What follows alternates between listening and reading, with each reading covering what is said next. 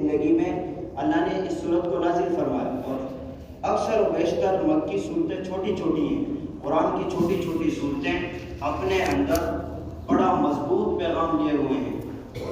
جب اللہ کے نبی معاشرے کو، انسانیت کے معاشرے کو ہدایت کی طرف لانے کی محنت کر رہے تھے، اس وقت میں، اس دور میں مشرکین مکہ کے بیچ میں اس صورت کا نزول ہوا۔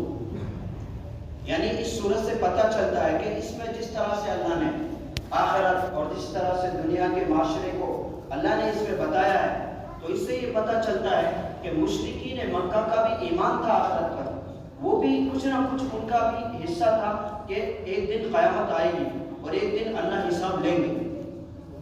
ان کا بھی اس طرف رجحان تھا، جیسے اللہ نے صورت میں بیان فرمایا۔ تو سب سے پہلی آیت اللہ رب العزت نے اس صورت میں فرمائی، ارأیت الذی یکذب بالدین، اے میرے محبوب، کیا آپ نے دیکھا اس شخص کو جو روز قیامت کو جھٹلانے والا ہے؟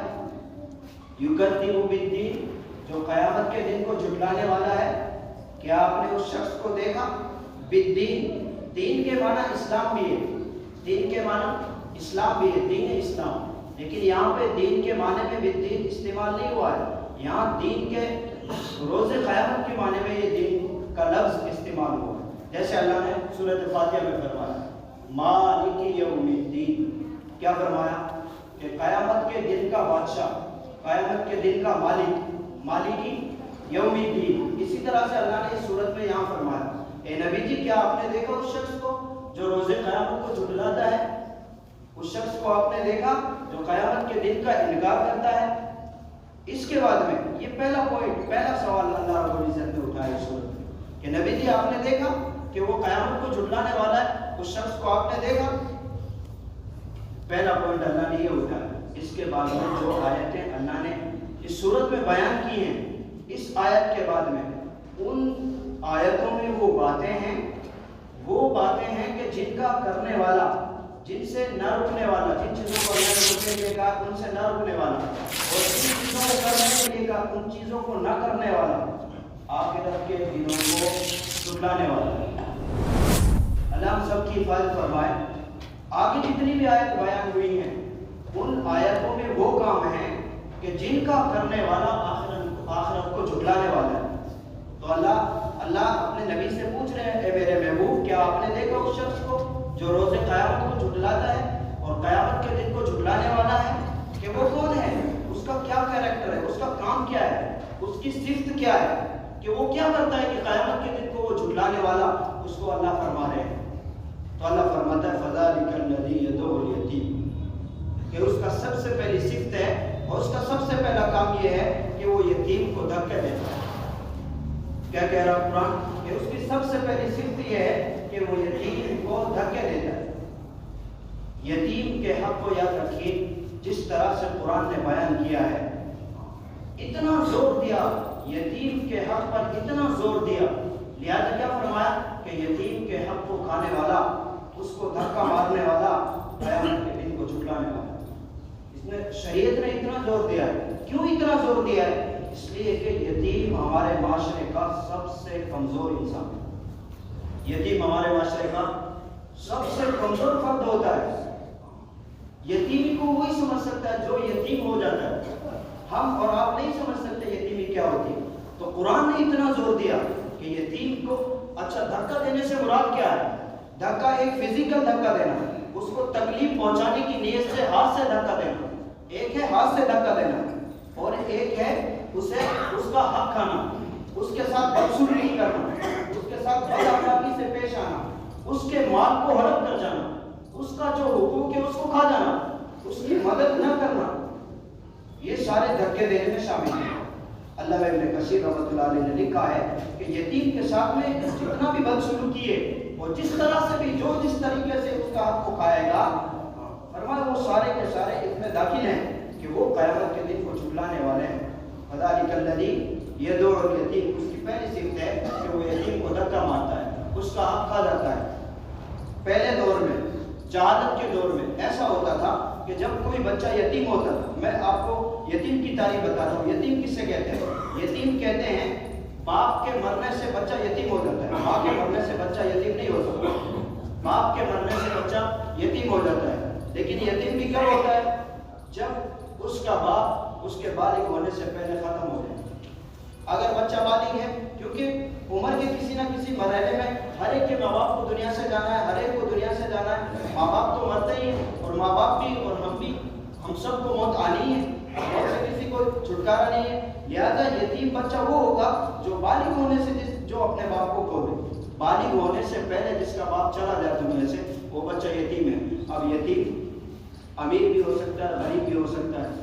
غریب ہے تو اس کے ساتھ حسن سلوک کر کے، اس کی مدد کر کے، مالی مدد کر کے، اپنے جان پہچان والوں سے اس کو کام دلا کے، اس کا روزگار لگا کے، یا کسی بھی طریقے سے اس کے ساتھ حسن سلوک کر کے اس کی مدد کی جا سکتی ہے۔ لیکن بچہ مالدار بھی یتیم ہو سکتا ہے، مالدار بچہ بھی یتیم ہوتا ہے، تو اس کا حق کیا ہے کہ اس کے مال کو سنبھال کر کے اس کا حق ادا کیا جائے۔ تو پہلے جو جہالت کا دور تھا اس میں کیا ہوتا تھا کہ جب بچے یتیم ہوتے تھے، اس کے بھائی مرنے والے کے بھائی اپنے بھتیجوں کے حق کو کھا جایا کرتے تھے، ان کے حق کو نہیں دیتے تھے، ان کے حق کو پورا نہیں دیتے تھے، اور جب وہ جوان ہوتا تھا، بالغ ہوتا تھا، اور بالغ ہو کے اپنے حق کو دعویٰ کرتا تھا، اپنے حق کو اپنے چاچاؤں سے مانگتا تھا، تو اس کے چاچا اس سے ڈانٹتے تھے، اسے کہتے تھے تو چھوٹا سا تھا، تیرے کاروبار کو ہم نے سنبھالا، تیرا باپ تو تجھے تھوڑا چھوٹا سا چھوڑ کے مر گیا ہے، یہ جو کچھ نفع اور جو کچھ یہ بچت تو دیکھ رہا ہے نا، یہ ہماری کمائی ہے۔ اس طریقے سے کرتے تھے کہ اس کے حق کو کھا جاتے تھے اور یتیم کا حق نہیں دیتے تھے، جس کو اللہ نے منع فرمایا۔ اگر آپ نے اس کے کاروبار کو سنبھالا ہے اور آپ نے اس کو سہارا دیا ہے، آپ نے وقت دیا ہے، تو آپ اس کی مناسب تنخواہ مانگ سکتے ہیں، اس کی مناسب عوض میں مزدوری لے سکتے ہیں، لیکن جو اس کا نفع ہے، اس کی تجارت سے فائدہ پہنچا ہے اور اس کے تجارت میں جو نفع ہوا ہے وہ یتیم بچے کا ہے، اس حق کو آپ کھا نہیں سکتے۔ تو قرآن نے بیان فرمایا کہ فَذَلِكَ الَّذِي يَدُعُّ الْيَتِيمَ، کہ یتیم کے حق کو کھانے والا قیامت کے دن کو جھٹلانے والا ہے، یتیم کے حق کو کھانے والا قیامت کے دن کو جھٹلانے والا ہے۔ اللہ کے نبی یتیم سے اتنی محبت فرماتے تھے کہ یتیموں کے سر پہ آپ ہاتھ پھینکتے تھے، اور آپ نے، راوی کہتے ہیں، آپ نے یوں اشارہ کیا کہ اس طرح سے اشارہ کیا کہ قیامت کے دن یتیم کی کفالت کرنے والا اور یتیم کا حق ادا کرنے والا اور یتیم کے ساتھ اچھے اخلاق سے پیش آنے والا، اس طرح سے میں اور وہ قیامت کے دن اس طرح شہادت کی انگلی اور بیچ کی انگلی آپ نے کھڑی کر کے فرمایا کہ اس طرح سے ہم اتنے قریب ہوں گے، وہ میرا پڑوسی ہوگا جو یتیم کے حق کو ادا کرے گا۔ اس لیے قرآن نے زور دیا۔ آگے دوسری صفت اس کی بیان فرمائی کہ جو قیامت کے دن کو جھٹلاتا ہے اس کے دوسری صفت کیا ہے؟ وَلَا يَحُضُّ عَلَىٰ طَعَامِ الْمِسْكِينِ، کہ وہ کھانا کھلانے کی ترغیب نہیں دیتا، وہ مسکین کو کھانا نہیں کھلاتا، وہ مسکین کا حق ادا نہیں کرتا۔ دو چیزیں بیان ہوئی ہیں، ایک یتیم اور ایک بھوکے کو کھانا کھلانا۔ حدیث اور قرآن ان چیزوں سے بھری پڑی، اللہ نے اتنا بیان کیا ہے، نبی نے اتنا بیان کیا، کھانا کھلاؤ، کھانا کھلاؤ، کھانا کھلاؤ، تنظیم بناؤ، نظم بناؤ، کھانے کی ترکیبیں چلاؤ۔ کہاں ہیں؟ اتنا بڑا میوات ہے، کہیں ہیں کہ بھوکوں کو کھانا کھلایا جا رہا ہو۔ کبھی کبھار ہم آپس میں خدمت کرتے ہیں، میں ایسا نہیں کہتا کہ ہم نہیں کھلاتے، ہم نہیں خدمت کرتے، خدمت کا مادہ میوات میں بہت ہے، ہمارے پورے میوات علاقے میں، کہ خود وہ روکھی سوکھی کھائیں گے، مہمان آنے پہ خوب خدمت کریں گے، ان سے جیسی بن سکے گی وہ اس طرح سے کریں گے۔ لیکن قرآن نے اس کو نہیں کہا ہے کہ کبھی کبھار آپ نے مہمانی کر دی یا کبھی کبھار کوئی مسافر آ گیا اس کو کھلا دیا۔ یہاں پہ اس چیز کی بات نہیں ہو رہی ہے، یہاں اللہ کہہ رہا ہے وَلَا يَحُضُّ عَلَىٰ طَعَامِ الْمِسْكِينِ، کہ وہ قیامت کے دن کو جھٹلانے والے ہیں جو کھانے کی ترغیب نہیں دیتا۔ خود کی تو حیثیت نہیں ہے کھلانے کی، لیکن دوسروں سے تو کہہ سکتا ہے، دوسروں سے تو وہ کہہ کر کھلوا سکتا ہے، وہ نظم بنوا سکتا ہے کہ بھائی آؤ ہم 10 آدمی مل کے محلے میں اس تنظیم کو قائم کرتے ہیں، کوئی بھی بھوکا ہمارے علاقے میں آئے گا تو ہم اسے کھانا کھلائیں گے۔ میں نے دیکھا گجرات میں ایک ہوٹل ہے، اس کے اوپر بورڈ لگا ہوا ہے، احمد آباد شہر میں ہے، آپ جا کے دیکھ سکتے ہیں، اس میں بورڈ لگا ہوا ہے کہ جو بھوکا ہو وہ میرے پاس آئے، مجھ سے کہے اور کھانا کھا دے فری میں۔ اب آپ سوچیں کہ وہاں ایسے بندے بھی پہنچتے ہیں جو جیب میں پیسے موجود ہیں لیکن وہ پھر بھی کھاتے ہیں فری میں۔ ایسے شرارت والے کبھی کبھار شرارت کرنے کے لیے اس طرح سے کچھ بندے کر بھی سکتے ہیں کہ وہ پیسے ہونے کے باوجود بھی آپ سے فری میں کھانا کھا کے جا سکتے ہیں، ایسا کر سکتے ہیں، لیکن کتنے ہوں گے؟ ایسے کتنے ہوں گے جو اتنے بے غیرت ہوں گے کہ پیسے ہونے کے باوجود وہ یہ کہیں گے کہ میں بھوکا ہوں، مجھے فری میں کھانا کھلائیں۔ بہت کم ملیں گے آپ کو، بہت کم ملیں گے۔ تو وہ بھی کہہ رہے ہیں ہوٹل والے کہ میرے پاس آتے ہیں لیکن بہت کم، زیادہ تر وہ آتے ہیں جو محتاج ہوتے ہیں، جو بھوکے ہوتے ہیں۔ بھوک کے بعد کیا ہے بھائی؟ بھوک کے بعد موت ہے۔ بھوک کے بعد کیا؟ ابھی لاک ڈاؤن کا ماحول ہمارے اوپر سے گزرا، کیا حالات ہوئے تھے؟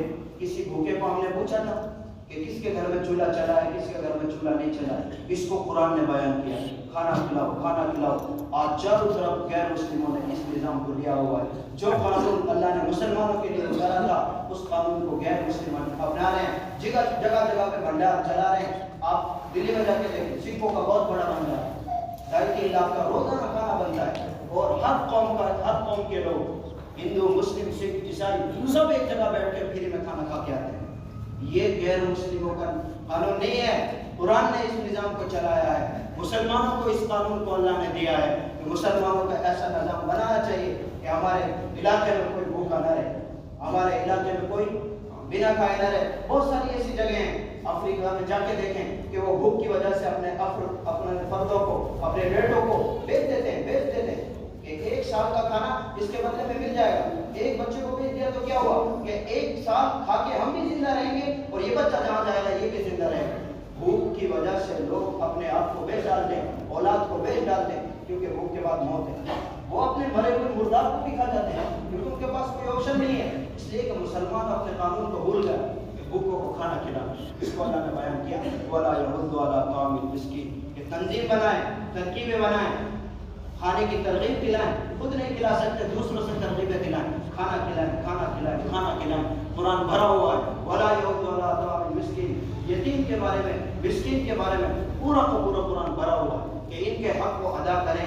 ان کا حق ادا نہ کرنے والا، اس کی تیسری صفت بیان فرمائی جا رہی ہے جو قیامت کے دن کو جھٹلانے والا ہے، فَوَيْلٌ لِّلْمُصَلِّينَ، فَوَيْلٌ لِّلْمُصَلِّينَ، کہ نمازیوں کے لیے ویل ہے، خرابی ہے، افسوس ہے، بربادی ہے، ہلاکت ہے۔ اس کے لیے نمازیوں کے لیے یہ آیت اپنے آپ میں پوری کی پوری مکمل ہے، آیت پوری کی پوری مکمل ہے، کہیں سے بھی ادھوری نہیں ہے۔ آیت کیا کہہ رہی ہے؟ فویل للمصلین، نمازیوں کے لیے ویل ہے، خرابی ہے، بربادی ہے، ہلاکت ہے نمازیوں کے لیے۔ کون سے نمازی؟ تو اللہ نے آگے بیان فرمایا کہ وہ نمازی، علامہ ابن کثیر تفسیر کے امام فرماتے ہیں کہ اس سے منافقین مراد ہیں، جن کے بارے میں اللہ نے 5 بارے میں ارشاد فرمایا، ان المنافقین یخادعون اللہ، کہ منافق وہ ہیں جو اللہ کو دھوکہ دیتے ہیں، جو اللہ کو دھوکہ دیتے ہیں۔ وہ خادعون، آگے اللہ کہہ رہا ہے کہ وہ اللہ کو دھوکہ نہیں دیتے، وہ خود دھوکے میں ہوتے ہیں۔ وَإِذَا قَامُوا إِلَى الصَّلَاةِ، جب وہ نماز کے لیے کھڑے ہوتے ہیں کسالہ کے ساتھ کھڑے ہوتے ہیں، یراؤن الناس، لوگوں کو دکھانے کے لیے کھڑے ہوتے ہیں۔ وہ نماز پڑھتے ہیں تو لوگوں کو دکھانے کے لیے پڑھتے ہیں۔ وَلَا يَذْكُرُونَ اللَّهَ إِلَّا قَلِيلًا، وہ ذکر نہیں کرتے مگر تھوڑا سا، إِلَّا قَلِيلًا، وہ تھوڑا سا ذکر کرتے ہیں۔ ان کا معاملہ مذبذبین بین ذلک، ایمان اور کفر کے درمیان ڈاماڈول ہوتے ہیں۔ لا الہ الا اللہ